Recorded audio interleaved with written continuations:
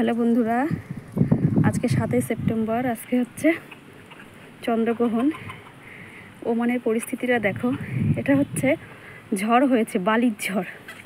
মানে এখানে বালি সম্পূর্ণ বালি চারিপাশে, বালিতে হাওয়া দিয়ে দেখো চারিপাশটা একদম ঘোলাটে হয়ে গেছে।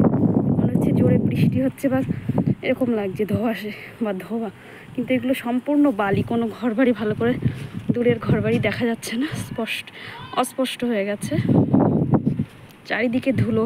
আর কয়েক ঘন্টা পরেই শুরু হবে চন্দ্রগ্রহণ। দেখো চারিপাশটা একটু, জাস্ট কিছু বোঝা যাচ্ছে না, চারিদিকে ধুলোতে ঢেকে গেছে।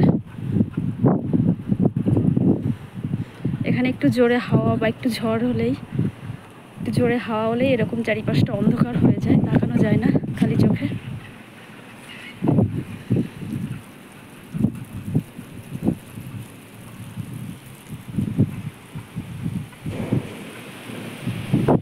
এখন বাজে 5টা বিকাল।